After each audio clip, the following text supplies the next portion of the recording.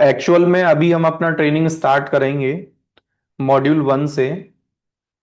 और ये वाला जो डॉक्यूमेंट है ये हमें पूरा स्लाइड बाय स्लाइड फॉलो करना है।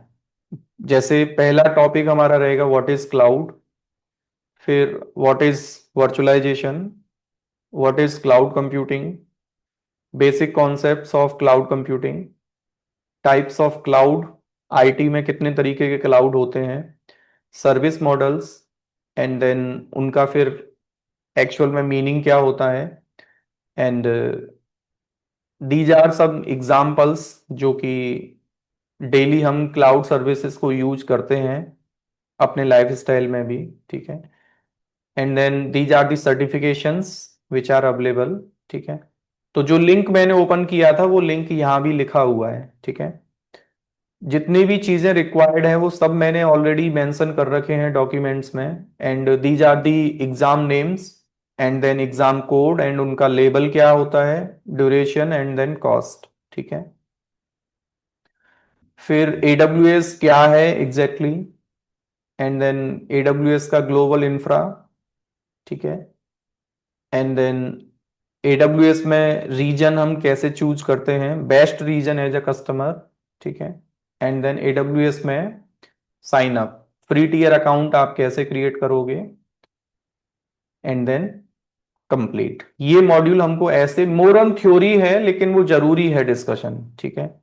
तो इट माइट कि आज का क्लास और कमिंग सैटरडे क्लास हम लोग मॉड्यूल 1 ही डिस्कस करेंगे, एंड देन फिर इसके बाद थ्योरी नहीं है बिल्कुल भी, ये चीज आपको ध्यान रखना है। ठीक है। तो जो लोग फ्रेशर हैं वो ऐसा नहीं समझेंगे कि मेरे लेवल से कोर्स नहीं चलेगा। मैं एक्सपीरियंस बंदों को तो सपोर्ट अलग से करता ही हूं, लेकिन ज्यादा जो मेरा ध्यान रहेगा कोर्स में वो फ्रेशर्स के लिए ही रहेगा। डोंट वरी अबाउट दैट कि मेरे को मेरा उतना लेवल नहीं है, मैं कैसे चीजों को समझूंगा।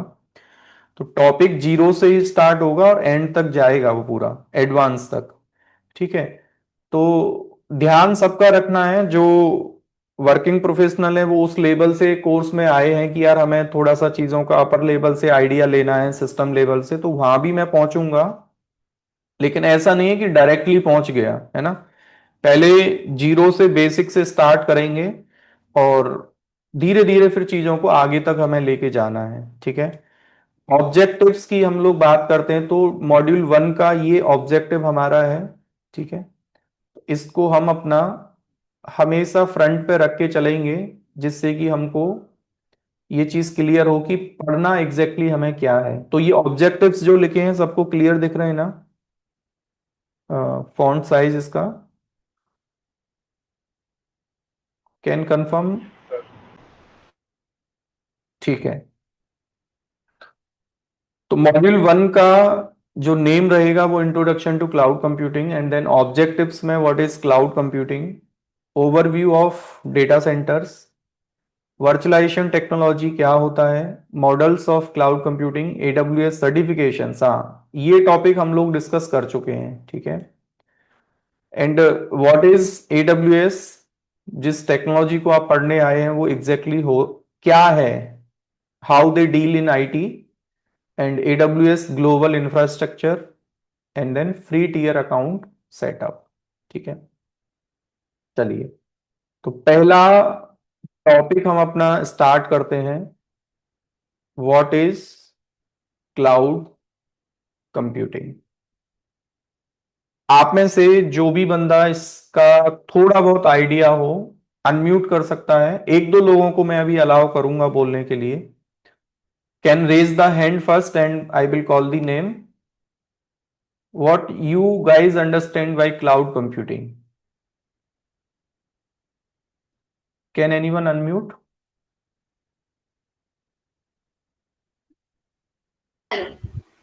Yeah, it's delivery of computing services over the internet. Exactly exactly, ठीक है। बहुत सही छोटे आंसर में इन्होंने बता दिया है कि it's a delivery way of computing services over the internet. Kiran, you want to add something? Yes, sir. Like access the resources over the network. बात एक ही हुआ, internet is also the network. Is there anything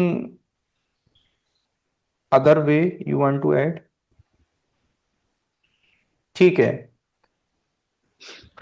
तो देखो cloud जो आपका है ना, वो दो चीजों से, दो वर्ड इसमें है पहले तो, है ना। पहला जो वर्ड है उसको अगर आप देखेंगे तो फर्स्ट यहां लिखा है क्लाउड, एंड दूसरा वर्ड इसमें है कंप्यूटिंग। ठीक है, क्लाउड का मीनिंग होता है कहीं ना कहीं नेटवर्क, या जिसको आप बोल सकते हैं क्या, इंटरनेट। ठीक है, कंप्यूटिंग का मतलब होता है रिसोर्सेस, और रिसोर्सेस में बहुत सारी चीजें हमारे आते हैं। ठीक है, रिसोर्सेस इज इक्वल टू, आप ऐसा समझ लें, IT services, and that can B server, storage, database, monitoring tool, and many more. ठीक है, इसका मतलब होता है कंप्यूटिंग। ठीक है, तो ओवर डेफिनेशन अगर हम इसका लिखते हैं, क्लाउड कंप्यूटिंग एग्जैक्टली क्या होता है? Cloud computing is a process or technology by which we are able to access IT resources over the internet. ठीक है, अब इस डेफिनेशन की हम थोड़ा सा डिस्कशन करते हैं। ठीक है, देखो क्लाउड एक नेटवर्क और इंटरनेट को ही हम लोग क्लाउड बोल सकते हैं, बट आपको एक चीज समझना पड़ेगा, जैसे पूरे दुनिया के लिए इंटरनेट और नेटवर्क कॉमन टर्म होता है, यानी कि अगर मैं यूएस में हूं और ऊपर अगर देखता हूं तो cloud is same what exactly you are getting in the India also. अभी इंडिया में है, हम लोग ऊपर देखते हैं तो क्लाउड इज कॉमन, एंड पूरे दुनिया में जाके वही क्लाउड आपको देखने को मिलेगा जो आप किसी एक स्पेसिफिक लोकेशन से देखते हैं। ठीक है, इंटरनेट भी क्या है, कॉमन है, यानी कि facebook.com इंडिया से एक्सेस करो, यूएस से एक्सेस करो, कनाडा से एक्सेस करो, सिंगापुर से एक्सेस करो, दैट इज ऑल्सो कॉमन।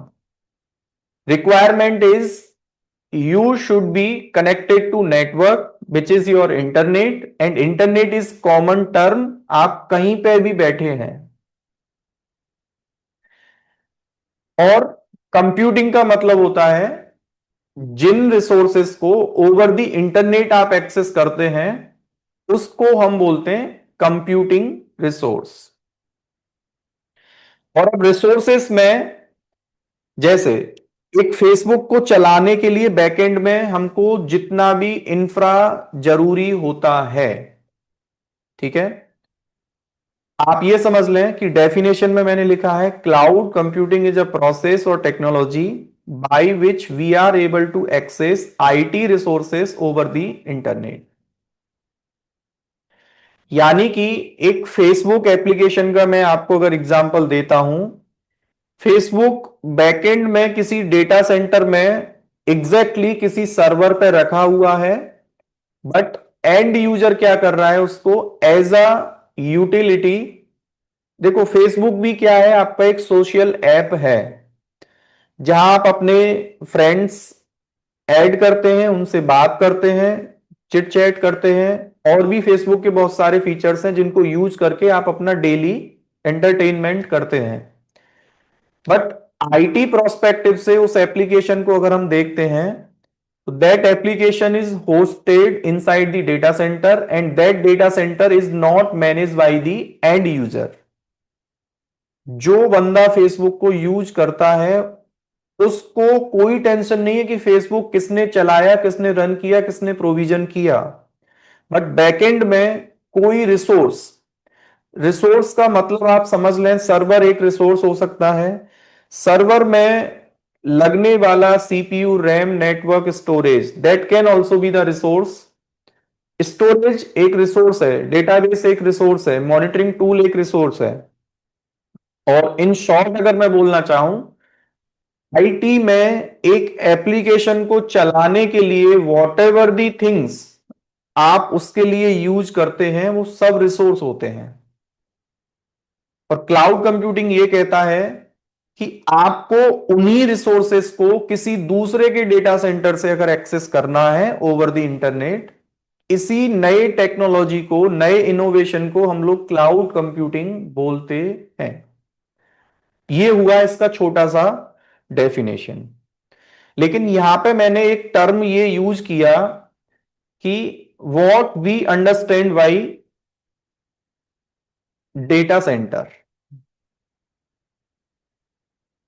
तो अगेन आई वुड आस्क, कोई भी बंदा अनम्यूट करे and just tell data centre क्या होता है और क्यों जरूरी होता है।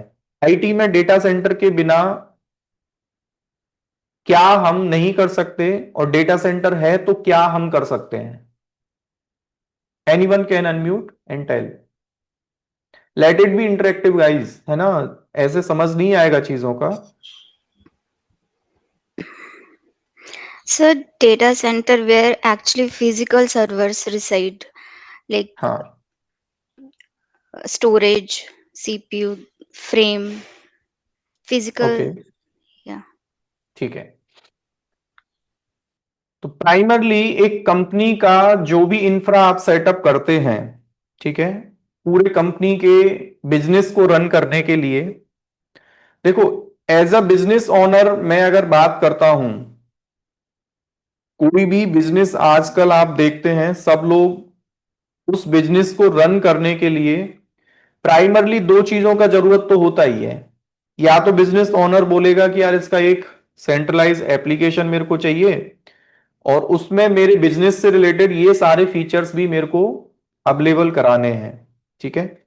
या फिर बिजनेस ओनर बोलेगा कि 100% मेरे को उसका एक वेबसाइट भी डिजाइन करना है। इन दो चीजों को छोड़ के आप समझ लें कि आईटी में तीसरा चीज कोई है ही नहीं। कि पूरा दुनिया जो चल रहा है, ई कॉमर्स का एग्जांपल लोगे, उसका एप्लीकेशन भी है, वेबसाइट भी है।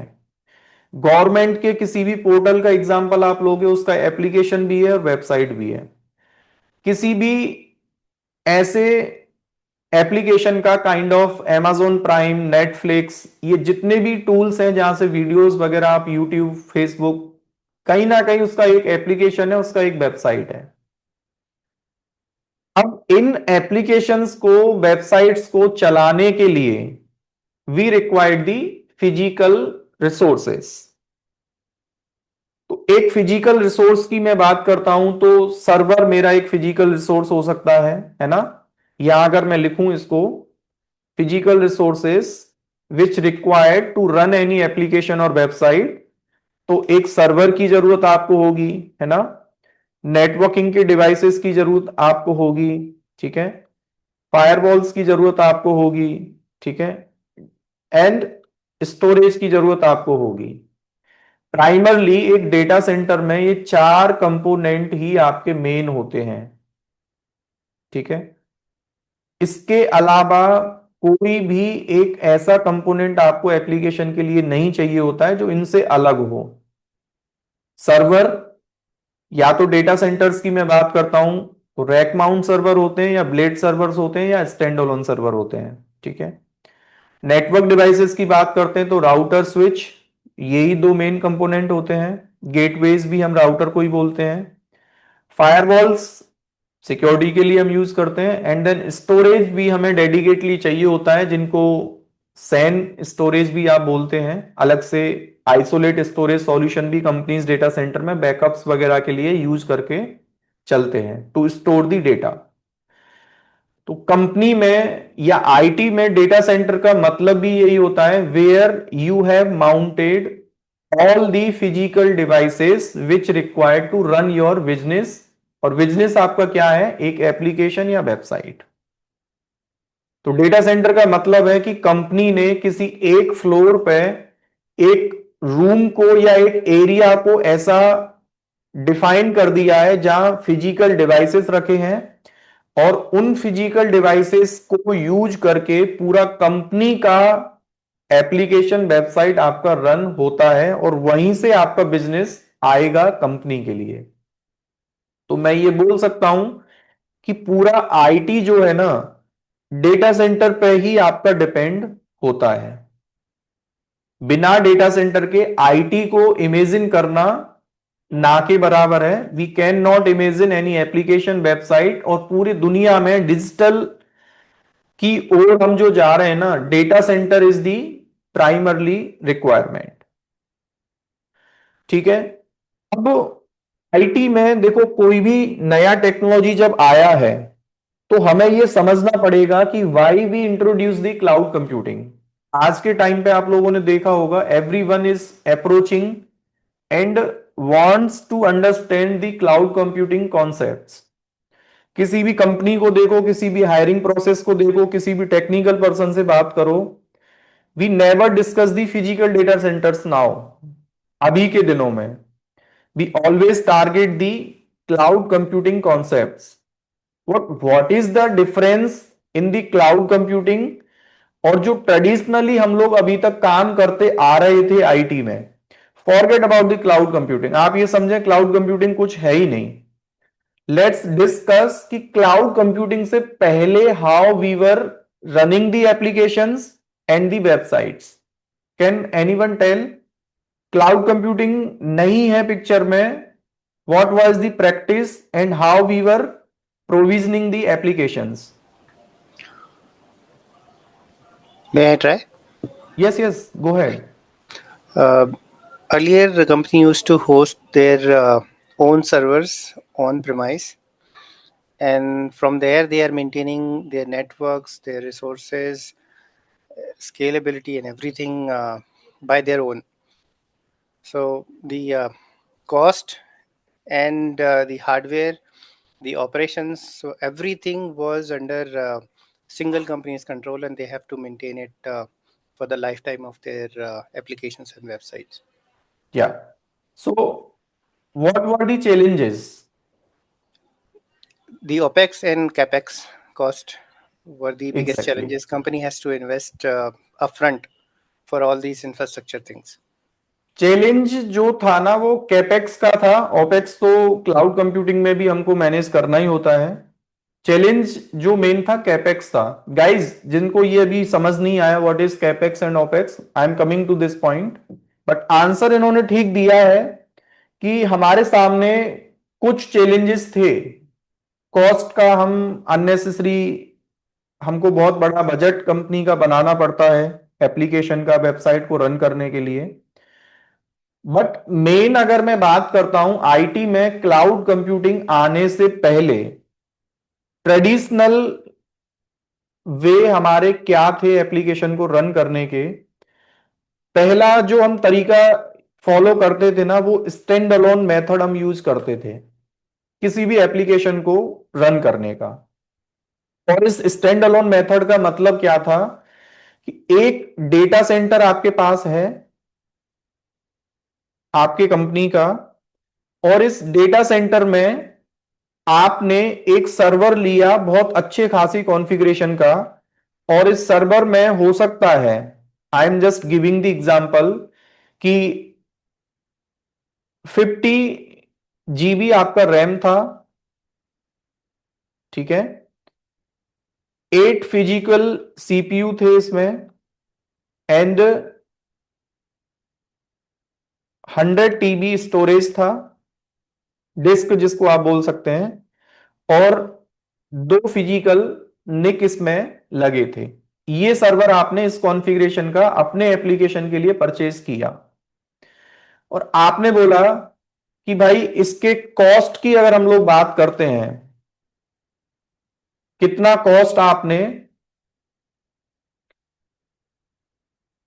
कॉस्ट आपने इस सर्वर को परचेज करने के लिए, जिस भी वेंडर से आपने परचेज किया था, इट माइट आपने इसको परचेज किया डेल से या एचपी से, तो ये 2 ही वेंडर बहुत पॉपुलर जाने जाते हैं डेटा सेंटर्स की डिवाइसेस के लिए, या तो डेल या फिर एचपी, ठीक है। और आपका इसका कॉस्ट कंपनी ने जो बताया let suppose giving the example 2 lakh रुपए। बाकी का सर्वर जो हमारे होते हैं कंपनीज में इससे कहीं ज्यादा महंगे आते हैं, बट एक एग्जांपल आपको मैं समझाने के लिए दे रहा हूं कि 2 लाख रुपए आपने इस सर्वर को परचेज करने के लिए अपफ्रंट कॉस्ट दिया। अपफ्रंट का मतलब है पहले आपको उसका इंफ्रा कॉस्ट इतना देना पड़ा, आपने कोई एप्लीकेशन नहीं चलाया उस पर, कुछ भी प्रोविजनिंग नहीं किया, सिर्फ हार्डवेयर परचेज करने के लिए 2 लाख रुपए आपने वेंडर को दिए। और आपने बोला कि सर मैंने सिंपल क्या हम लोग फॉलो करते थे पहले, एक ऑपरेटिंग सिस्टम हमें इस पर डालना होता था जो कि विंडोज हो सकता है, लिनक्स हो सकता है, और ऑपरेटिंग सिस्टम के बाद एक एप्लीकेशन आपने इस पे अपना रन कर दिया था, एप्लीकेशन या फिर वेबसाइट। ये स्टैंडर्ड हम लोग कंपनीज में फॉलो कर रहे थे। अब इसके बाद अगर हम थोड़ा सा अगर बात करते हैं, थोड़ा सा आगे की अगर मैं बात करता हूं तो इस चीज में चैलेंज हमारे सामने क्या था। देखो इसमें सीधा सा चैलेंज हमारे सामने पहला ये था, सबसे पहला तो अननेसेसरी कॉस्ट, दूसरा रिसोर्स वेस्टेज, और तीसरा अगर मैं बोल सकता हूं again there is no high availability. ठीक है, मेरे को सिर्फ 1 सेकंड का आप टाइम देंगे, मैं रिकॉर्डिंग पॉज कर रहा हूं and then will come back. तो ये चैलेंजेस हमारे सामने हैं, अननेसेसरी कॉस्ट, रिसोर्स वेस्टेज और there is no high availability. तीनों का मतलब क्या है? देखो आपने बोला कि भाई इस एप्लीकेशन को चलाने के लिए क्या रियल में मेरे को 50 GB RAM, 8 CPU, 100 TB storage और 2 NIC, क्या रियल में इतना जरूरत था? आपने बोला नहीं।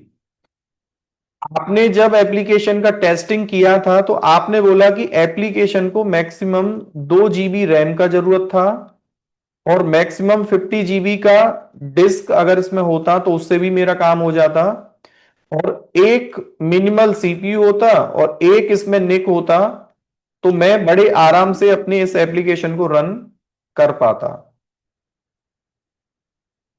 लेकिन वेंडर ये बोलता है कि भाई सर्वर मेरे पास इतने छोटी कॉन्फ़िगरेशन का कोई सर्वर नहीं है, आपको ये सर्वर मेरे से लेना पड़ेगा।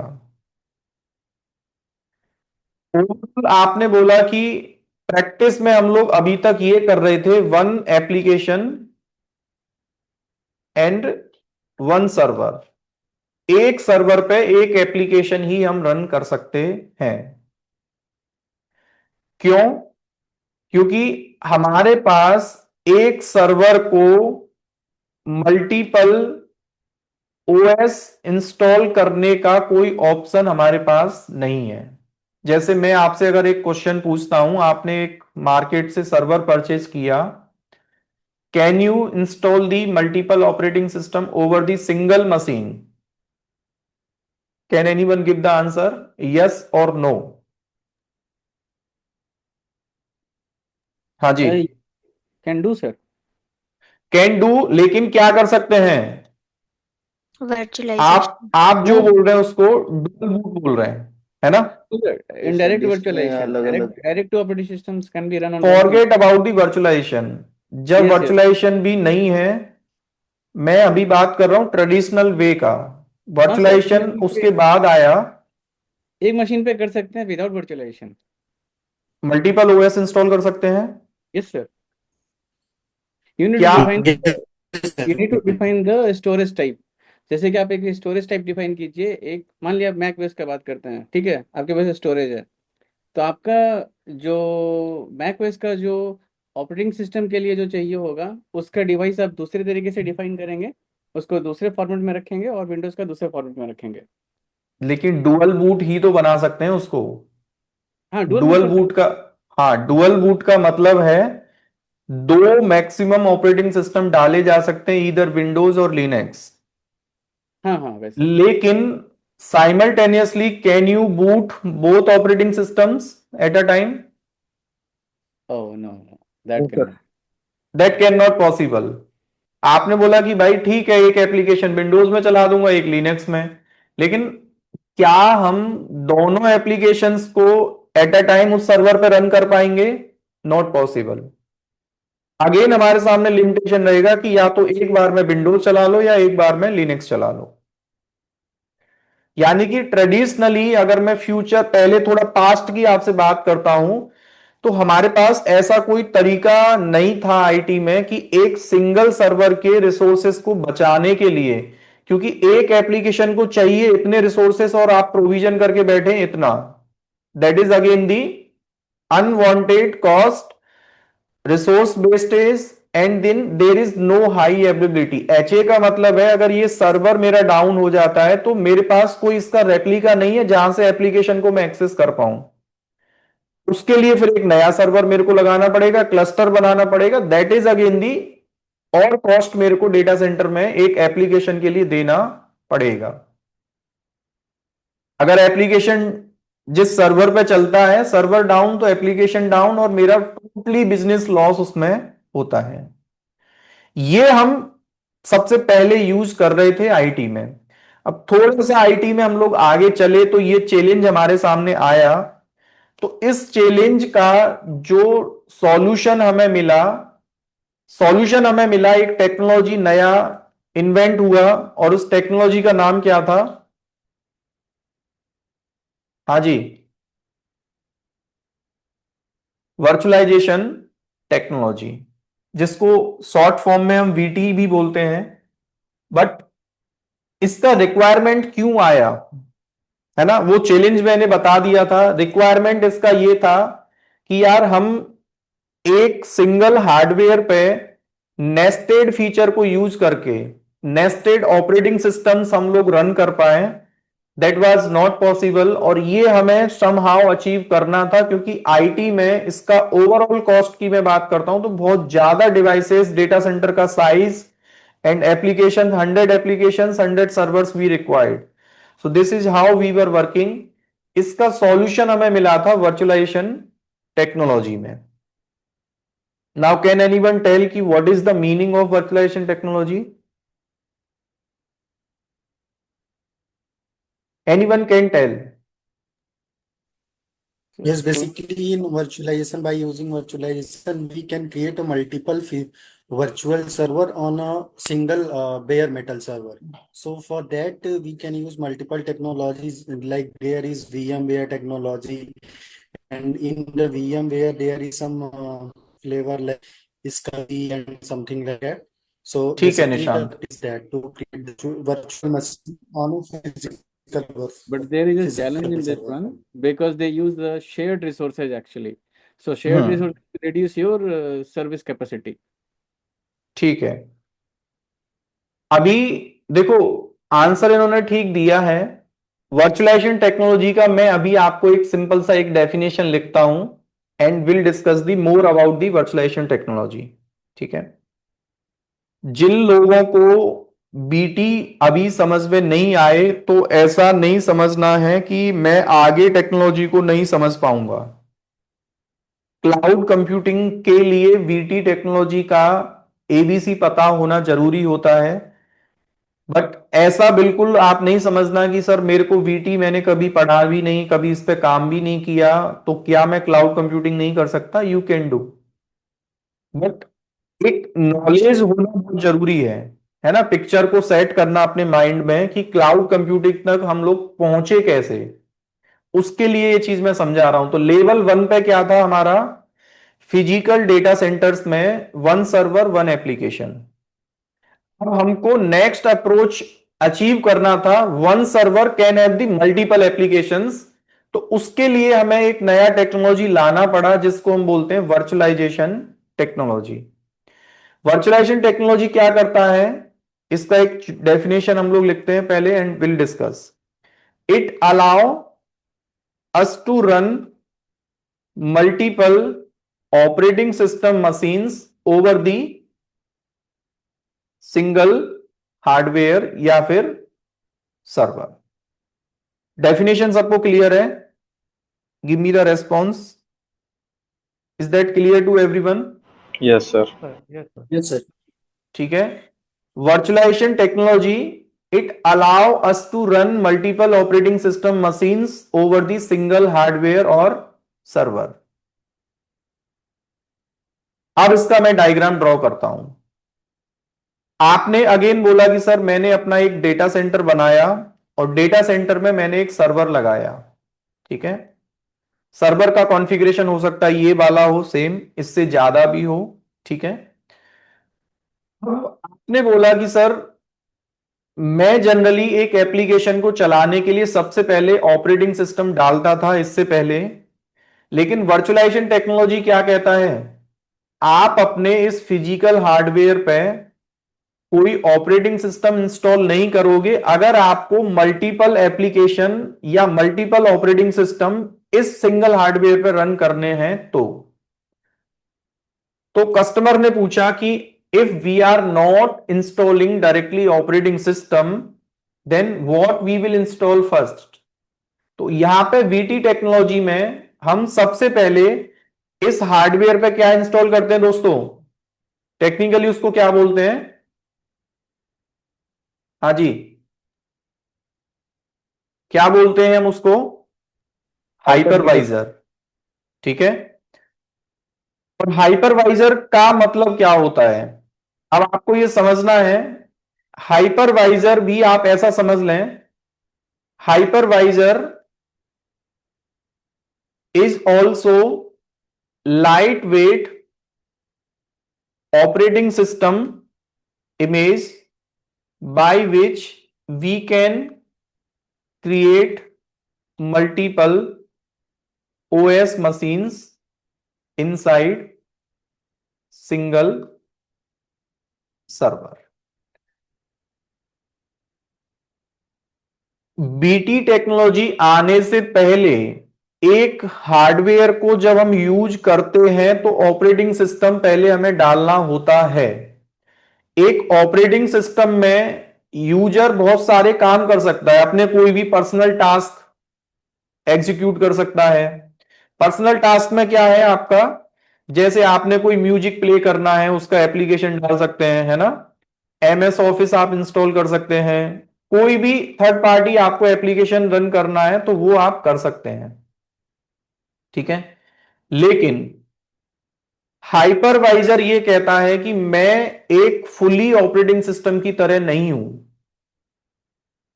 क्योंकि ऑपरेटिंग सिस्टम में कोई भी ऐसा प्लग इन एजेंट प्रोग्राम नहीं होता है जो आपको अलाउ कर दे नेस्टेड ऑपरेटिंग सिस्टम के मशीन्स बनाने के लिए उस सर्वर के अंदर। लेकिन हाइपरवाइजर क्या कहता है कि भाई मेरे पास एक सिंगल फीचर होता है जिसकी हेल्प से आप एक सिंगल हार्डवेयर पर मल्टीपल मशीन क्रिएट कर सकते हैं। जो काम ऑपरेटिंग सिस्टम में आप नहीं कर पा रहे थे वो मैंने सॉल्यूशन आपको दिया है। अब आप बोलेंगे सर हाइपरवाइजर को इंस्टॉल हम कैसे करते हैं?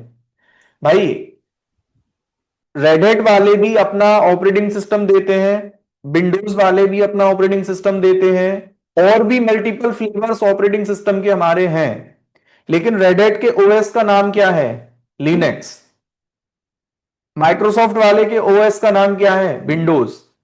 अब इन ऑपरेटिंग सिस्टम के भी ISO इमेज आते हैं, पहले आप उसको या तो पेन ड्राइव में लोड करते हैं या DVD में लोड करते हैं या नेटवर्क के थ्रू इंस्टॉल करते हैं।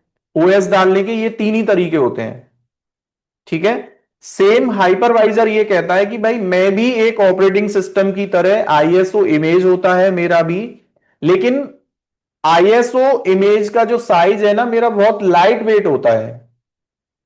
यानी कि एक हाइपरवाइजर के ISO इमेज की अगर मैं बात करता हूं तो 350 MB से 450 MB इतना इसका ISO का साइज होता है बस। और जबकि OS के अगर मैं इमेज ISO इमेज के साइज की अगर बात करता हूं तो वो कम से कम, जैसे RHEL 8 की अगर हम लोग बात करते हैं, RHEL 9 और 8 की, तो आई बिलीव 7 to 9 GB का साइज हमको टोटल मिलता है ISO फाइल का। ऑपरेटिंग सिस्टम की जो इमेज होती है सिर्फ उसका।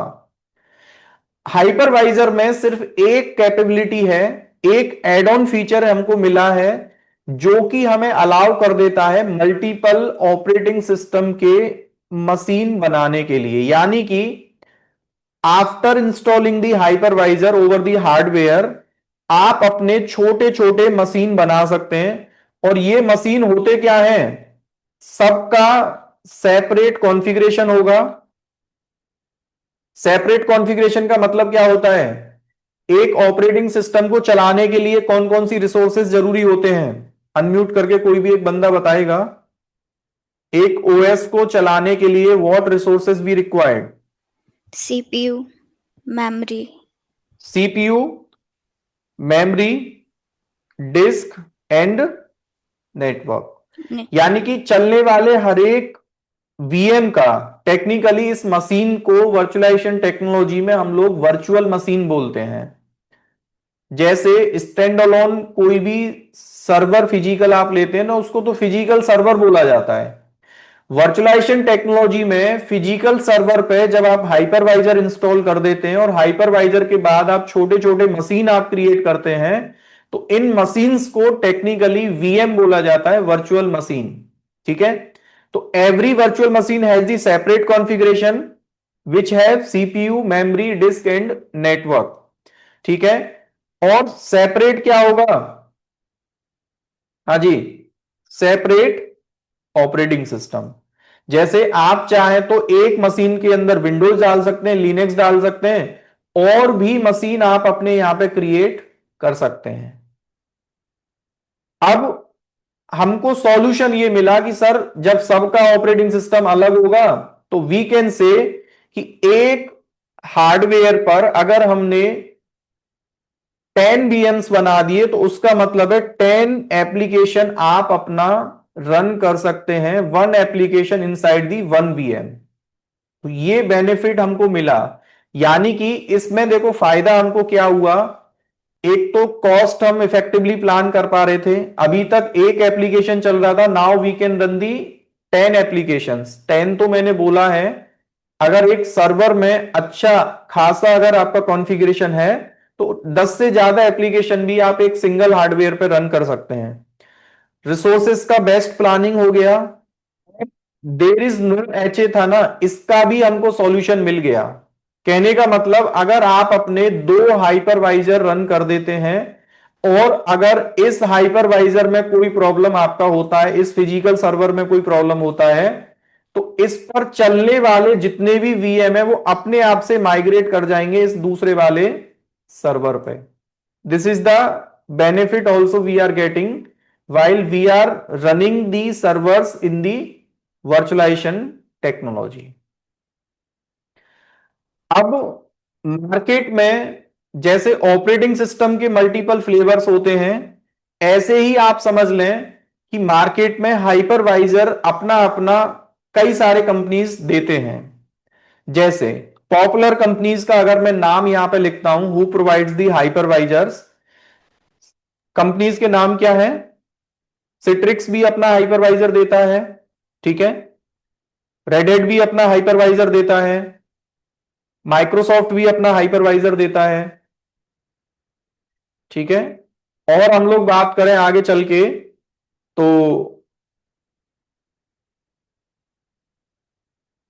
एक कंपनी और है जिसको हम भूल रहे हैं, VMware, ठीक है। सिट्रिक्स वाले क्या बोलते हैं अपने हाइपरवाइजर को, ज़ेन। रेड हैट वाले क्या बोलते हैं, KVM। माइक्रोसॉफ्ट वाले क्या बोलते हैं इसको, हाइपर V। और VMware वाले क्या बोलते हैं, ESXi, ठीक है।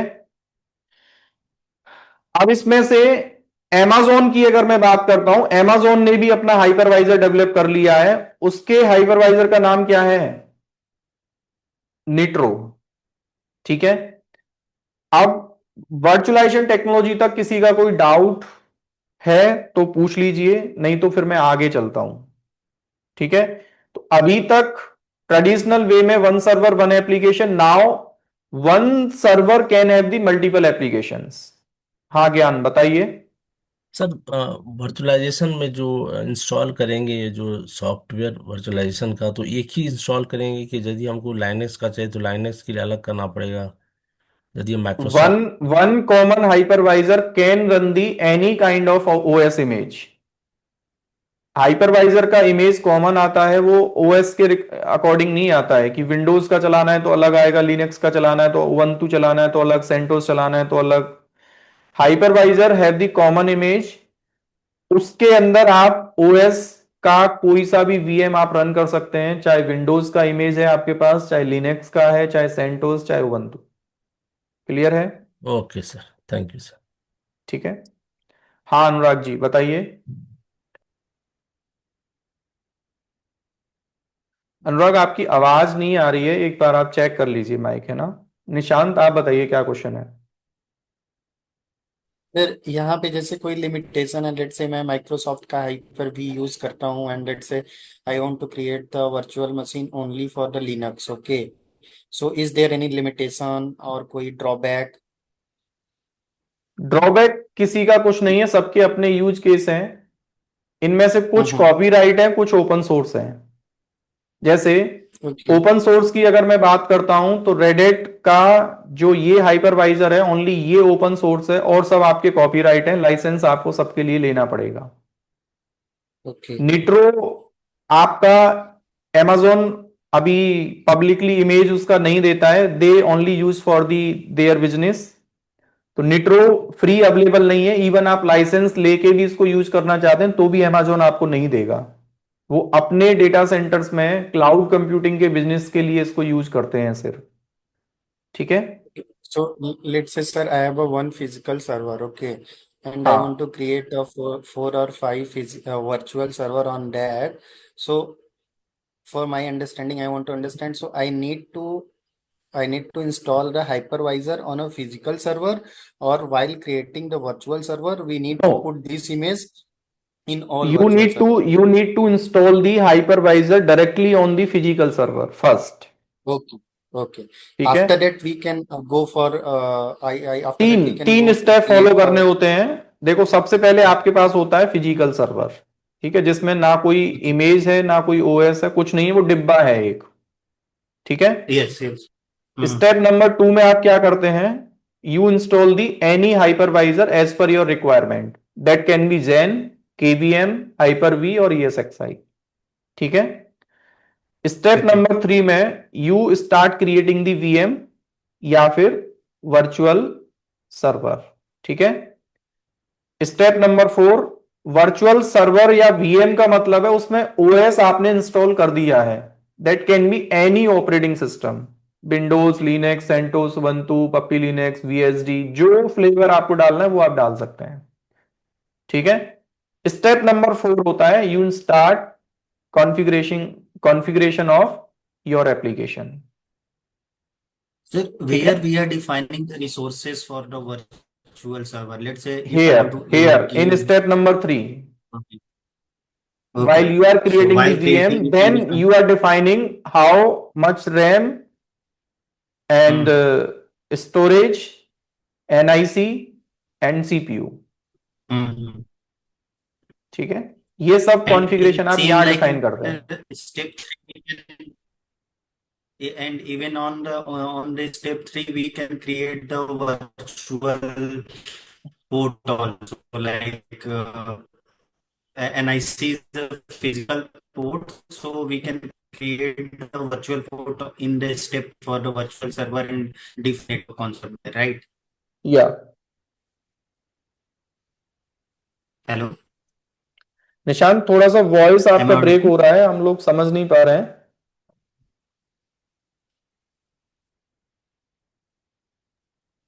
निशांत Okay, आप sir. अपना, Now it's clear. हाँ अभी क्लियर है, बताइए।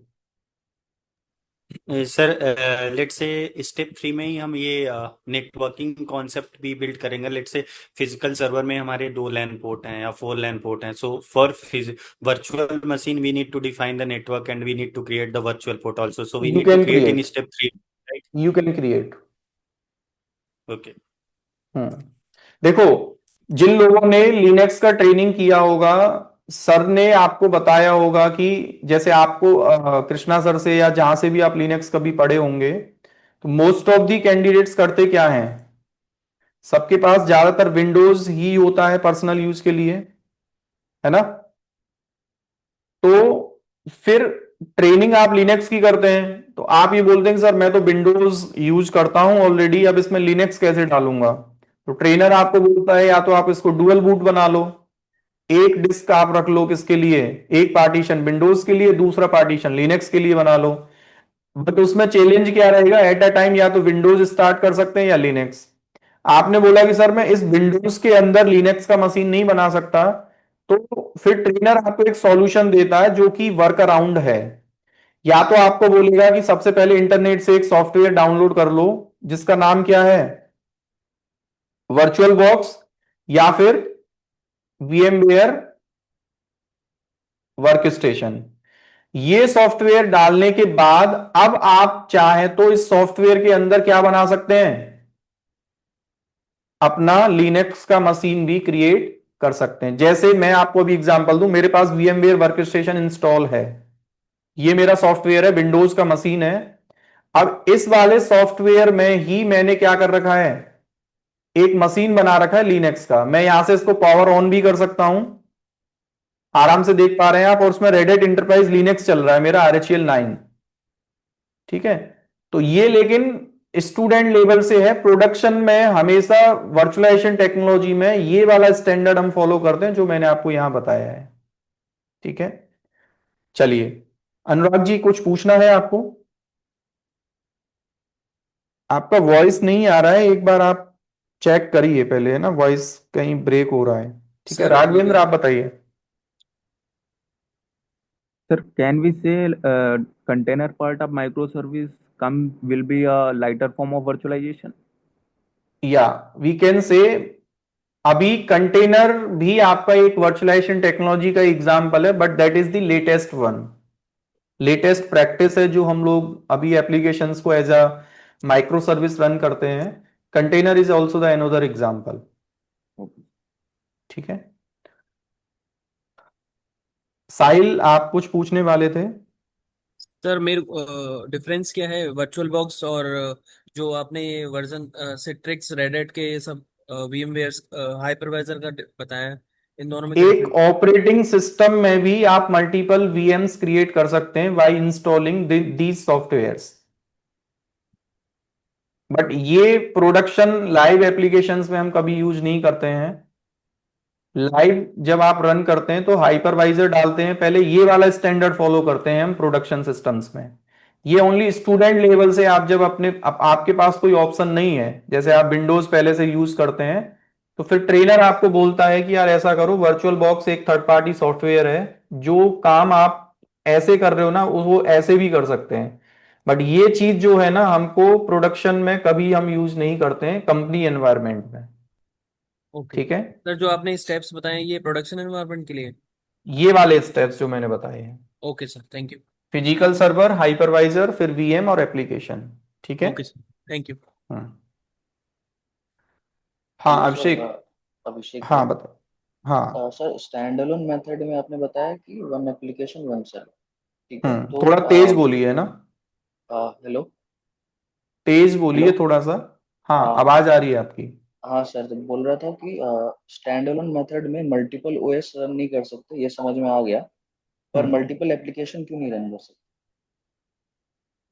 स्टैंड अलोन सर्वर पे, हाँ, जैसे आपने लिखा ना हाँ वन मल्टीपल एप्लीकेशन। एप्लीकेशन आप रन कर सकते हैं, लेकिन उसमें लाइब्रेरी कॉन्फ्लिक्ट वगैरह बहुत सारे केसेस आते हैं। जैसे आपने बोला कि मैं 2 एप्लीकेशन एक सर्वर पर रन करूंगा, अब एक एप्लीकेशन को जावा का लेट सपोज कौन सा वर्जन चाहिए था, 1.8, और एक एप्लीकेशन को जावा का जो वर्जन चाहिए था 2.0। तो दीज कॉन्फ्लिक्ट्स हैपेंड जब आप एक सिंगल शेयर ऑपरेटिंग सिस्टम पे 2 एप्लीकेशन, उसका लाइब्रेरी सेम चाहिए उसको, then how you will differentiate them. ये तो मैंने एक चैलेंज बताया, एक OS में मल्टीपल एप्लीकेशन रन करते समय जब शेयर कोई उसको लाइब्रेरी चाहिए होता है तो मल्टीपल चैलेंजेस फिर आते हैं। ठीक है, that is the another reason. So, okay, that's why we'll use, we can only use one application on one server. हाँ हाँ, Okay. Okay, thank you, sir. ठीक है। अनुराग जी, आप या तो चैट में लिखिए या फिर आपने हैंड रेज कर रखा है, कोई क्वेश्चन है? मैं समझ नहीं पा रहा हूं अभी, है ना? या तो चैट में एक बार कंफर्म कर दीजिए जो भी आप पूछना चाहते हैं। सर ये आपकी अमेजोन आवाज, वर्चुअलाइजेशन लेयर कौन सा यूज करता है? जैसे कि अमेजोन का खुद का है वर्चुअलाइज वो नीट्रो, नीट्रो भी यूज करता है और जैन, सिट्रिक्स का जैन, दोनों इसका यूज जैन करता है। दोनों हाँ करता है। जो इंस्टेंस हाँ क्रिएट करता है तो ऑन टॉप ऑफ उन बोथ क्रिएट होता है। हाँ, अभी लेटेस्ट में they are providing the nitro base hmm hardware, और हम्म प्रीवियस जनरेशन में जैन वो यूज करते आ रहे थे अभी तक। Okay, thank you sir. ठीक है, चलिए, तो अभी हम थोड़ा सा आगे चलते हैं। तो फर्स्ट स्टेप जो हमारा था, L1, यानी कि ट्रेडिशनल में स्टैंडअलोन मेथड हम यूज करते थे, फिर वर्चुअलाइजेशन टेक्नोलॉजी आया जिसमें शेयर रिसोर्सेज हमको मिलते हैं, यानी कि हार्डवेयर सेम है। इस हार्डवेयर से ही शेयर मोड पे जितने भी वीएम्स हम बनाते हैं उनको रिसोर्सेस आपके प्रोविजन होते हैं। ठीक है, क्लाउड कंप्यूटिंग को क्यों लाना पड़ा, वो एक चैलेंज हम पहले समझ लेते हैं और फिर हम आगे अपना, वर्चुअलाइजेशन टेक्नोलॉजी एब्सोल्यूट नहीं हुआ है, ये आपको समझना है। बहुत से लोग ये अंडरस्टैंड करते हैं कि क्लाउड कंप्यूटिंग ने प्रीवियस जितने भी टेक्नोलॉजी थे उन सबको रिप्लेस कर दिया है, ऐसा नहीं है। Still we are using the virtualization technology, बहुत बड़े स्केल पे इसको आज भी आईटी कंपनीज में यूज किया जाता है। क्लाउड कंप्यूटिंग सिर्फ और सिर्फ आपका एप्लीकेशंस को रन करने का एक नया तरीका आया है आईटी में। उसने इतना बड़ा कोई बहुत चेंज नहीं कर दिया कि जो पहले था उसको सबको हटा के सिर्फ क्लाउड कंप्यूटिंग ही है। ठीक है, तो हमें यह समझना है कि हमारे सामने क्या चैलेंजेस थे और फिर हमको क्या एडवांटेज मिले। ठीक है, तो मैं एक काम कर लेता हूं, इस इमेज को आपको ग्रुप में शेयर कर दूंगा। Do you want this image, और आप कैप्चर कर लेंगे वीडियो से guys? Yes, sir, please share the. ठीक है, तो मैं इसको शेयर कर देता हूं।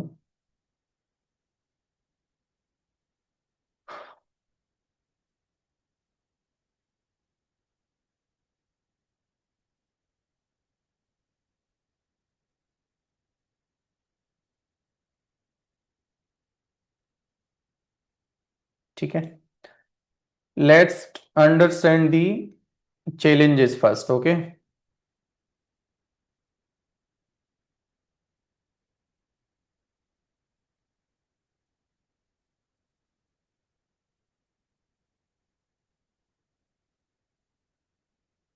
सिर्फ क्लाउड कंप्यूटिंग को हम यहां रहने देते हैं और सब कुछ मैंने रिमूव कर दिया है। ठीक है, अब सबसे पहले एक चैलेंज हम समझते हैं।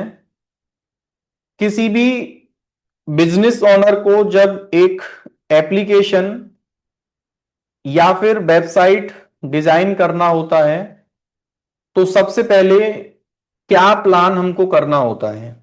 तो सबसे पहला जो प्लान होता है ना, स्टेप नंबर 1 की अगर हम बात करते हैं, तो एवरीवन नीड्स दी डेटा सेंटर। और डेटा सेंटर में हम लोग अगर बात करते हैं, जैसे आपको एक डेटा सेंटर सबसे पहले बनाना पड़ेगा और इस डेटा सेंटर में मल्टीपल तरीके के डिवाइसेस चाहिए होंगे आपको। You required the server, you require the routers, you require the switches, you require the firewall, you require the load balancers। ठीक है, एंड कहीं ना कहीं फिर आपको स्टोरेज की भी जरूरत होगी, और यहां एक नेम भी मैं दे देता हूं so that you can easily understand. Server की जरूरत है आपको, आपको राउटर की जरूरत है, ठीक है, आपको स्विचेस की जरूरत है, आपको फायरवॉल की जरूरत होगी, ठीक है, एंड देन लोड बैलेंसर की जरूरत होगी, ठीक है, एंड स्टोरेज भी आपको कहीं ना कहीं चाहिए होगा। बट इसके अलावा डेटा सेंटर में देखो मोस्ट इंपॉर्टेंट होता है, आपको एक बिल्डिंग भी बनाना पड़ेगा, है ना। डेटा सेंटर को मैनेज करने के लिए एक टीम भी रखना पड़ेगा, सिक्योरिटी गार्ड भी बिठाना पड़ेगा, ठीक है, कूलिंग सिस्टम भी देखना पड़ेगा उसका, इलेक्ट्रिसिटी भी देखना पड़ेगा, है ना। ये सारी चीजें एक डेटा सेंटर की प्लानिंग में आपका आएंगे। किसी भी कंपनी में जब आप एक बिजनेस स्टार्ट करते हैं आईटी से रिलेटेड, तो आपके दो डिफरेंट तरीके के कॉस्ट पिक्चर में आते हैं, जिसमें से पहला जो कॉस्ट होता है ना उसको हम कैपेक्स बोलते हैं, और दूसरा जो कॉस्ट होता है उसको क्या बोलते हैं, ओपेक्स। इसका जो फुल फॉर्म होता है वो आपका होता है कैपिटल एक्सपेंडिचर, ठीक है, और ये आपका होता है जिसको हम बोलते हैं क्या, ऑपरेशनल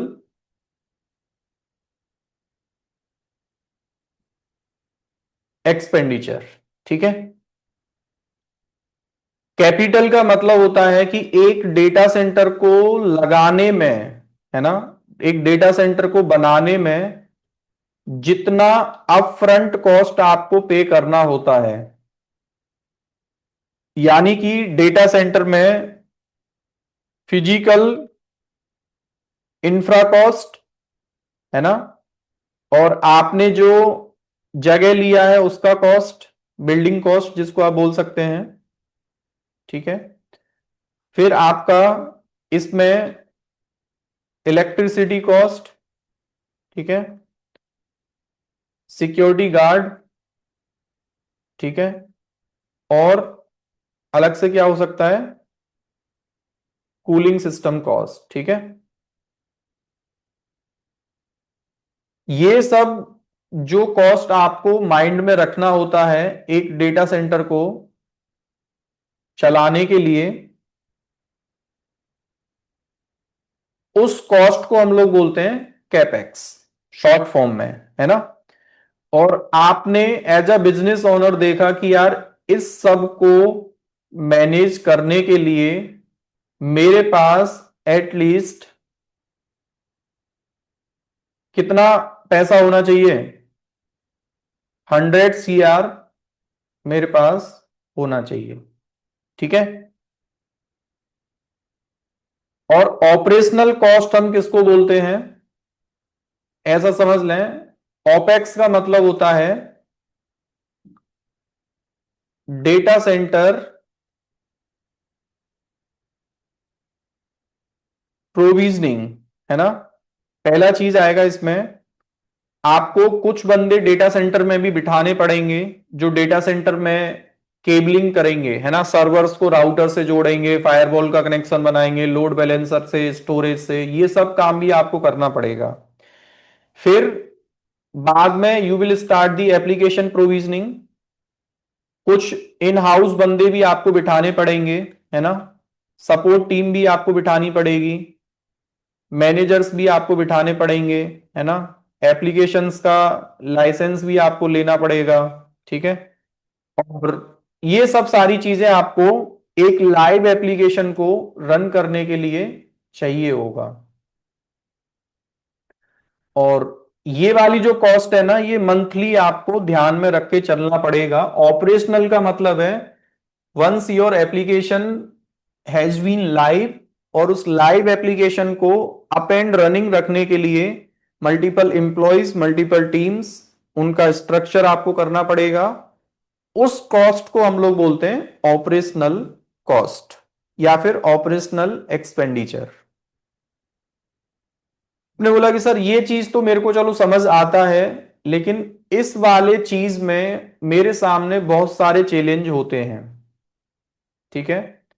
सबसे पहला जो मेरे सामने चैलेंज होगा वो ये रहेगा कि I am the kind of startup company, है ना। पहला चैलेंज, पहली चीज तो मेरे पास नो एनफ बजट, ठीक है। I don't have the upfront cost budget, मेरे पास पहले तो 100 CR नहीं है मेरे पास, ठीक है। चलो जैसे तैसे मैंने 100 CR का लोन लिया या कुछ भी किया, एक बजट मैंने जुटा भी लिया, लेकिन एक डेटा सेंटर में दूसरा चैलेंज हमारे सामने होता है जिसको आप बोलते हैं क्या, मेंटेनेंस कॉस्ट। तीसरा चैलेंज हमारे सामने क्या होता है, हार्डवेयर एक्सपेंशन। अब इसकी जरूरत हमें कब पड़ेगी वो मैं थोड़ा सा आपको पहले बताता हूं, है ना। जैसे आपने बोला कि सर मैंने जैसे तैसे करके 100 CR का बजट भी बनाया, डेटा सेंटर भी लगा लिया, और एक एप्लीकेशन मैंने अपने डेटा सेंटर में रन कर दिया, ठीक है। और उस एप्लीकेशन का कुछ ऐसा आर्किटेक्चर आपने प्लान किया था, आपके पास लोड बैलेंसर था और बैकएंड में मल्टीपल सर्वर्स आपके थे, एप्लीकेशन जहां पे आपने रन किया था, और इन एप्लीकेशंस पे ये लोड बैलेंसर ट्रैफिक को क्या कर रहा था, इक्वली डिस्ट्रीब्यूट कर रहा था, ठीक है। यानी कि 4 सर्वर्स को यूज करके, server 1 and server 2 and server 3 and server 4, ठीक है। ओवर द इंटरनेट, ये इंटरनेट था, यहां से ट्रैफिक आपका लोड बैलेंसर पे गया और दुनिया के किसी भी कोने से ये एप्लीकेशन, अलग अलग यूजर बैठ के ओवर द इंटरनेट एप्लीकेशन को क्या कर रहे थे, आराम से एक्सेस कर रहे थे, ठीक है।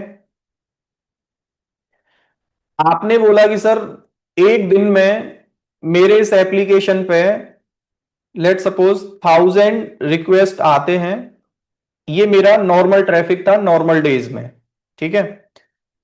आपने बोला कि हो सकता है मेरा जो बिजनेस था वो ई कॉमर्स का था और मैं ऑनलाइन प्रोडक्ट डिलीवरी का काम मैंने स्टार्ट किया था, उसके लिए डेटा सेंटर मैंने लगा लिया और 1000 रिक्वेस्ट पर सेकंड मेरे इस इंफ्रा पे आते थे, तो these 4 servers are sufficient to manage the 1000 request. आपने अपने बिजनेस प्रोडक्ट वाली जो टीम थी उससे बात किया एज ए ओनर कि यार मेरे को कुछ ऐसा प्लान करना है कि मैं एक सेल ओपन करना चाहता हूं, ठीक है। और what we will do during that sale, we will give the 40% flat discount on each product, ठीक है। जिसको शॉर्ट फॉर्म में आप लोग क्या बोलते हैं, हाँ जी, बिग मिलियन सेल भी बोलते हैं आप लोग। आपने देखा होगा फ्लिपकार्ट, amazon, ठीक है, जितने भी ई कॉमर्स के अपने वेबसाइट्स हैं उस पर एक पर्टिकुलर टाइम के बाद हमको, जैसे कोई फेस्टिवल सीजन में या ऑफ सीजन में बिग मिलियन सेल भी ये लोग प्लान करते हैं और कुछ सेलेक्टेड प्रोडक्ट्स पे वी गेट दी डिस्काउंट्स। लेकिन एज अ आईटी टीम हमको पहले एक प्लान ये चाहिए होता है कि यार ये जो सर्वर है ना, 1000 रिक्वेस्ट अगर आएंगे, 4 सर्वर उसको मैनेज कर लेंगे, बट वी आर थिंकिंग कि अप टू 1 मिलियन ट्रैफिक मेरे इस एप्लीकेशन पे आने वाला है। अब आप लोग एक चीज बताइए, ये 4 सर्वर 1 मिलियन ट्रैफिक को मैनेज करने के लिए सफिशिएंट है? हाँ जी भाई, आप जैसे, मैं एक बंदे को अनम्यूट कराता हूं, Anoop ji, can you unmute yourself. हाँ यस सर।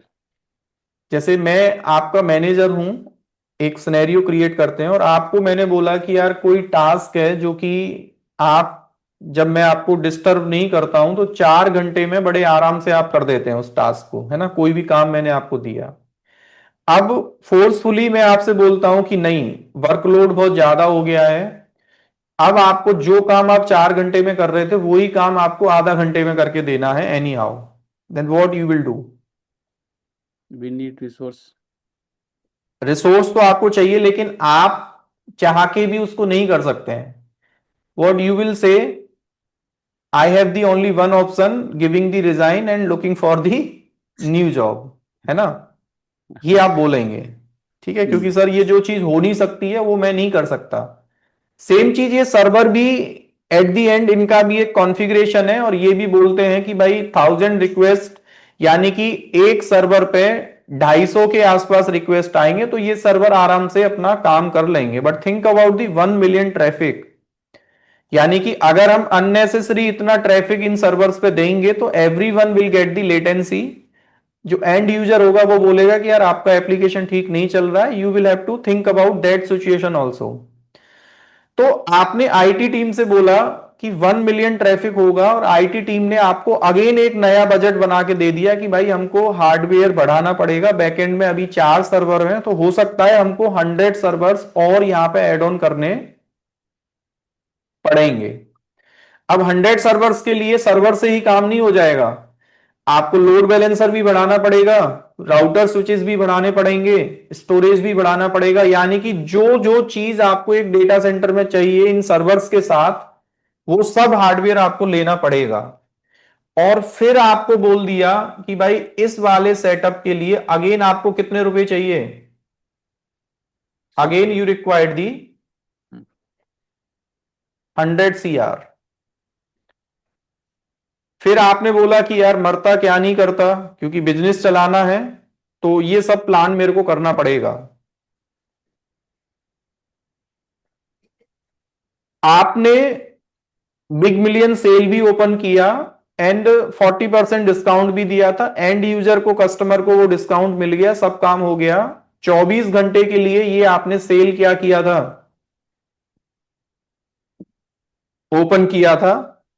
24 आवर्स के बाद फिर आपका नॉर्मल डेज का ट्रैफिक हुआ, sale is closed now, and again you are expecting how many request, 1000 request per second, ठीक है। अब आपने बोला आईटी टीम से कि भाई मेरे को ये बताओ, तुम लोगों ने भावनाओं में आके मेरे को 100 सर्वर्स तो लगवा दिए, और 100 CR का मेरे को फायदा भी नहीं हुआ इस सेल से, और ये सेल ऐसा तो है नहीं हर तीसरे दिन मैं ओपन कर लूंगा, 3 महीने बाद 4 महीने बाद मैं करूंगा। लेकिन you guys tell me what I will do for these 100 servers now, क्योंकि नॉर्मल 1000 रिक्वेस्ट आपके हो जाएंगे, then how many servers you require to manage this traffic? हाँ जी, again 4 servers are required, 1000 request है तो 4 सर्वर चाहिए, लेकिन how many servers you have in your data center at present? 104 servers. उन 100 सर्वर्स का क्या करोगे? 100 सर्वर्स मेरे according they are totally count as a wastage hardware. तो हमारे सामने चैलेंज क्या हुआ कि जब हमको हार्डवेयर एक्सपेंशन करना पड़ा, फिर उसका बजट चाहिए, और मेंटेनेंस का मतलब क्या होता है कि हर एक सर्वर का एक एंड ऑफ लाइफ भी है। जैसे आप एक लैपटॉप परचेज करते हैं तो लैपटॉप का परफॉर्मेंस जैसे जैसे आप उसको यूज करते हैं, 3 साल के बाद, 4 साल के बाद, 5 साल के बाद, आपका उसका परफॉर्मेंस क्या होता है, कहीं ना कहीं डिग्रेड होना स्टार्ट हो जाता है, ठीक है ना। ठीक है, फिर आप क्या करते हैं, आप उसको ऐसे मेजर एक्टिविटीज के लिए यूज नहीं करते हैं, एज अ टेम्परली उसको रख लेते हैं जब तक वो चलता है, एट द एंड उसको भी आपको फिर रिप्लेस करना पड़ता है। इसमें एक लाइसेंसिंग कॉस्ट भी रहता है। करेक्ट है ना। तो आप क्या करेंगे, हो सकता है आपने इन 4 सर्वर को 1 साल यूज किया, फिर इनको रिप्लेस करना पड़ा, फिर नए सर्वर आपको लगाने पड़े, तो वो कॉस्ट भी आपको एवरी टाइम देखना पड़ेगा। यानी कि जब एक कंपनी अपना फिजिकल डेटा सेंटर लगाता है तो उसको बहुत सारे चैलेंज होते हैं। सबसे बड़ा चैलेंज क्या होता है? ओपेक्स तो आपने बोला कि चलो एप्लीकेशन चलाना है तो मैन पावर तो रखना पड़ेगा, but think about the capex. अब मैं अपने वापस से टॉपिक पे आ जाता हूं जहां से हमने टॉपिक स्टार्ट किया था। कैपेक्स को जो कम किया था या कैपेक्स रन करने में, पे करने में जो चैलेंजेस कस्टमर के सामने थे, उस चैलेंज का सॉल्यूशन हमको कहां पे जाके मिला? क्लाउड कंप्यूटिंग में। कैसे मिला? अब क्लाउड कंप्यूटिंग के फीचर्स की हम लोग बात कर लेते हैं, फिर आपको यह समझ में आएगा कि वाई आई एम सेइंग कि क्लाउड कंप्यूटिंग में ये सब चीजों की टेंशन आपको नहीं है। ठीक है, are we good to discuss दोस्तों? क्लाउड कंप्यूटिंग फीचर्स बताना चाहेंगे आप लोग, क्या फीचर्स होते हैं क्लाउड कंप्यूटिंग के? टाइप इन चैट क्विकली, है ना, I am watching the chat also. The main feature is like in cloud computing, we can scale up and scale down the resources as per our requirement. Okay, हाँ So chat में एक basically, दो लोग बताइए, कुछ और बताइए। ठीक है, Raghavendra is saying on demand access and need the response, pay as you go. Okay, scalability, cost effective, maintenance cost less, no maintenance headache. हाँ, हेडेक वर्ड बहुत सही यूज किया है, क्योंकि हेडेक बीमारी ऐसी है, ये किसी को हो जाए ठीक है। Availability. हाँ, service availability is good, no down time, good, reliability is also there, disaster recovery is there. ठीक है, आप लोगों ने जो भी फीचर्स बताए जो फिजिकल डेटा सेंटर में हमको होते हैं, सबसे पहला फीचर मैं बात करता हूं, let's discuss the on demand. On demand resources, ठीक है। देखो, ऑन डिमांड रिसोर्स का मतलब क्या होता है? वी कैन से, जैसे मैंने अभी बोला था आपको थोड़ी देर पहले कि एक एप्लीकेशन के 4 सर्वर आपके चल रहे थे, अब ये 100 सर्वर्स अगर आपको करने थे, यानी कि एडिशनल इंफ्रा हार्डवेयर अगर आपको चाहिए था, तो 100 सर्वर्स ऐसा नहीं अगले 1 घंटे में आपके अवेलेबल हो जाएंगे। जो लोग पीपल मैनेजमेंट या कस्टमर इंटरेक्शन में काम करते हैं, कभी हार्डवेयर उन्होंने ऑर्डर किया हो, तो मिनिमम कितना टाइम लगता है एक नए हार्डवेयर को डेटा सेंटर में बिल्ड कराने में, माउंट कराने में? Can anyone tell? It is overall process of at least minimum 1 month. 1 month. हाँ. इसमें होता क्या है, सबसे पहले आप अपने इन हाउस जो आपका बजट वाला टीम है उससे पहले आप अप्रूवल लेते हैं, फिर पीओ रिलीज होता है, ऑर्डर प्लेस होता है, एंड देन शिप होता है। डेटा सेंटर में पहुंचने पहुंचने तक कम से कम आपका 1 महीने का टाइम लग जाता है उस प्लानिंग को करने में। And that too for only applicable to Indian companies where Indian management. If I हाँ, talk about myself, we have to, get the approvals from Germany. और वो जो मशीन आती है वो भी जर्मनी से आती है। सो हमको एक्साइज ड्यूटी, एक्साइज पे जो भी आपका इमिग्रेशन डिपार्टमेंट है वहां से approval. In short we can say उसमें मोदी जी भी इन्वॉल्व होते हैं ठीक है, कह सकते हो हाँ ठीक है। तो ऑन डिमांड का मतलब होता है कि we don't think about the, like whenever you need, है ना, जिस टाइम आपको लगे अगले 1 सेकंड में you have the resources in cloud computing. आपको you don't need to plan well in advance कि मेरे को अगर 2 दिन बाद भी सेल प्लान करना है तो immediately instead of thinking about the hardware part, you more focus on the application side. You start planning always application में क्या चाहिए वो चीज हमें चाहिए, रिसोर्स के एंड से हमें कोई प्लान यहां पे नहीं करना होता है। ऑन डिमांड का मतलब जब हमें जरूरत है तब हमारे पास रिसोर्सेस एकदम से अवेलेबल हो जाते हैं। ठीक है। दूसरी चीज, दूसरा फीचर होता है pay as much you are using. जैसे जब एक फिजिकल डेटा सेंटर में एक हार्डवेयर हम परचेज करते हैं ना किसी भी वेंडर से, तो वेंडर आपसे ये नहीं कहता है कि भाई मेरा जो इंफ्रा हार्डवेयर है ना उसका आप 50% रिसोर्सेस को ही यूज करोगे। सर्वर है 2 लाख रुपए का, आप 50% उसके डेटा सेंटर में रिसोर्स यूज करोगे, तो ऐसा नहीं है कि आपको सिर्फ 1 लाख रुपए देना है। वो तो आपसे बोल देगा कि भैया जितना अपफ्रंट इसका कॉस्ट है, अगर 2 लाख का सर्वर है तो 2 लाख ही आपको देने हैं। अब इसमें से आप 50% यूज करते हैं या 40% यूज करते हैं वो आप जानो, मैंने इतना बिल आपको बना दिया है, इतना कॉस्ट आपको मेरे को देना पड़ेगा। क्लाउड कंप्यूटिंग इस चीज को क्या कहता है? हाँ जी, pay as much you are using, which mean कि आपने अगर अपने एप्लीकेशन के लिए 2 GB RAM, 50 GB disk, 1 NIC और 1 CPU अगर आपने लिया है तो आपको उसके 30 रुपए अगर होते हैं तो उतना ही पैसा आपको देना है।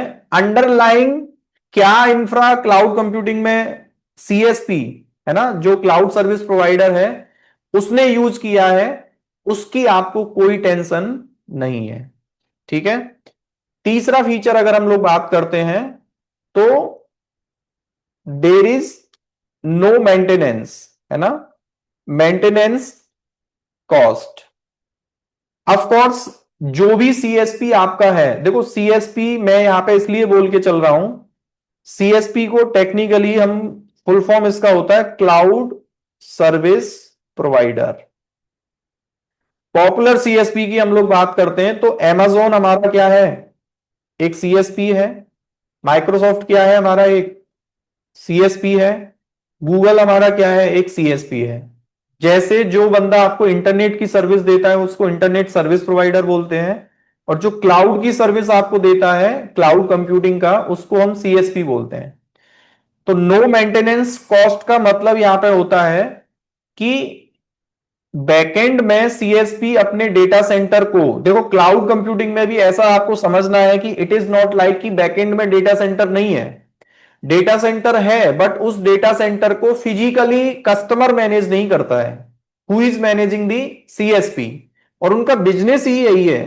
CSP ने, Amazon ने ये चैलेंज फेस किया था। Amazon का भी अपना ई कॉमर्स का बिजनेस था, दे ऑल्सो डिलीवरिंग, अभी भी डिलीवर करते हैं वो लोग प्रोडक्ट्स ऑनलाइन, और उन्होंने भी अपना डेटा सेंटर लगाया था। उनके सामने ये चैलेंज आया था कि मेरे को हार्डवेयर एक्सटेंड करना पड़े, रिप्लेस करना पड़े, every time I will have to think about the same situation, budget cost, budget cost. तो उन्होंने भी ये चीज सोचा कि यार मेरे तरीके से इस पूरे दुनिया में, वर्ल्ड में ऐसे लोग हैं जिनको IT का स्टार्टअप स्टार्ट करना है, बिजनेस स्टार्ट करना है, but they don't have the upfront cost, enough capex का बजट उनके पास नहीं है, तो वो लोग भी इस चीज चैलेंज को फेस करते होंगे। देन दे स्टार्ट 2006 में सबसे पहले उन्होंने IT में पब्लिक क्लाउड का कॉन्सेप्ट स्टार्ट किया था, IT services over the internet. इसी चीज को उन्होंने नाम दिया था क्लाउड कंप्यूटिंग। और उन्होंने बोला आपको सर्वर चाहिए, सर्वर देते हैं, स्टोरेज चाहिए, स्टोरेज देते हैं, मॉनिटरिंग चाहिए, मॉनिटरिंग देते हैं, यूजर मैनेजमेंट चाहिए, वो, यानी कि IT के जितने भी सर्विस आप सोच सकते हैं सबको एज अ सर्विस वो इंटरनेट पे अवेलेबल आपको करा के देते हैं। और एट द एंड सबके लिए बैकएंड में इंफ्रा चाहिए, डेटा सेंटर चाहिए, but we are not managing the data centers. Who is managing the data centers? CSP, जिसको आप टेक्निकली बोलते हैं cloud service provider. No maintenance cost and services are accessible remotely. आपको every time data center में जाने की जरूरत नहीं है, इंटरनेट से ही आप पूरा चीजों को एनी टाइम एनीवेयर आप अपनी चीजों को मैनेज कर सकते हैं, ठीक है। और बेस्ट क्लाउड कंप्यूटिंग का जो फीचर होता है जिसको हम बोलते हैं स्केलेबिलिटी।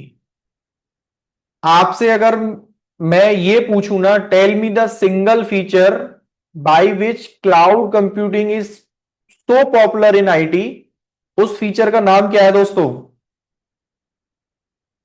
हाँ जी, स्केलेबिलिटी। स्केलेबिलिटी का मतलब होता है कि जब कस्टमर को रिसोर्सेज की जरूरत है, they need the more resources, अपनी रिसोर्सेज को वो बढ़ा सकते हैं। यानी कि जब हमें सर्वर्स की जरूरत है कि मेरे को अगले 1 घंटे में 100 सर्वर्स चाहिए, तो we don't need to tell CSP well in advance की 1 घंटे बाद 100 सर्वर्स चाहिए। नो, आप आराम से जाके अपने 100 सर्वर्स बना सकते हैं। और कितने घंटे के लिए चाहिए? 24 घंटे के लिए। तो मैं 24 घंटे के लिए 100 सर्वर्स का एड ऑन आपको पे कर दूंगा, लेकिन मेरा सेल जैसे ही बंद होगा, मैं अपनी रिसोर्सेज को डिलीट भी करना चाहता हूं, अपने ऑटोमेटिकली रिसोर्सेज डिलीट भी हो जाए, यानी कि अगेन मेरे को 4 सर्वर चाहिए तो वो क्लीन अप भी हो जाए। ये फीचर हमारा जो क्लाउड कंप्यूटिंग में होता है, इसको ही हम लोग बोलते हैं स्केलेबिलिटी फीचर।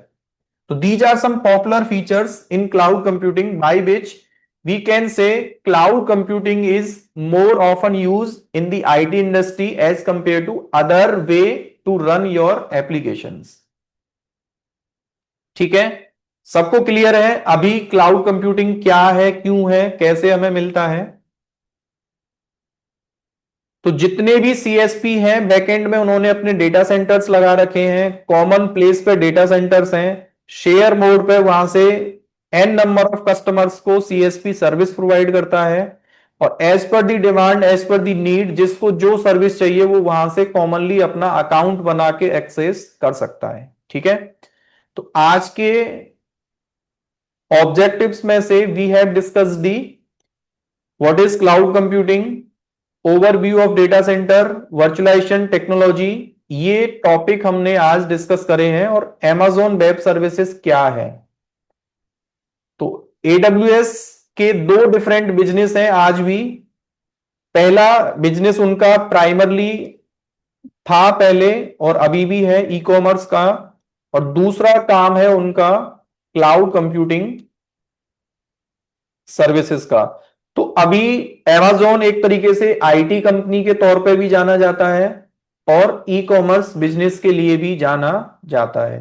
तो क्लाउड कंप्यूटिंग के सर्विसेज जब हम Amazon से लेते हैं तो Amazon as a CSP deal करता है, और ई कॉमर्स में हमको कोई अलग से उनको कांटेक्ट करने की जरूरत नहीं होती। क्लाउड कंप्यूटिंग में भी आपको अकाउंट बनाना होता है एज अ कस्टमर, और वही अकाउंट आपको ई कॉमर्स में भी आपको बनाना पड़ता है, ठीक है। क्लियर है सबको? तो मैं मॉडल्स ऑफ क्लाउड कंप्यूटिंग आज डिस्कस नहीं करूंगा। We will quickly setup the free tier account, जो मेरे को आज करना है, और आगे आने वाले क्लास में जो बंदा भी क्लास में आएगा उसके पास ये सेटअप मेरे को 100% रेडी चाहिए। तो अभी फ्री टियर अकाउंट सेटअप वाला टॉपिक स्टार्ट करने से पहले जिसको जो भी डाउट है अभी तक के डिस्कशन में अनम्यूट कर सकता है एंड कैन आस्क। और एडिशनली एक बंदा मेरे को आप में से ऐसा चाहिए जिसके पास एक ईमेल आईडी हो, ठीक है, पैन कार्ड अवेलेबल हो, और कोई भी डेबिट या क्रेडिट कार्ड अवेलेबल हो जिसमें इंटरनेशनल पेमेंट इनेबल हो, तो वो रेडी रहेगा। स्क्रीन शेयर मेरे को कराना है एंड आई विल टेल कि how to setup the free tier account. उसके तरीके से ही सबको फ्री अकाउंट आपको सेटअप करना है, ठीक है, प्रैक्टिकल्स को करने के लिए। चले, आप अभी अनम्यूट कर लीजिए जिसको जो पूछना है यहां तक के डिस्कशन से related. If not we can proceed, okay.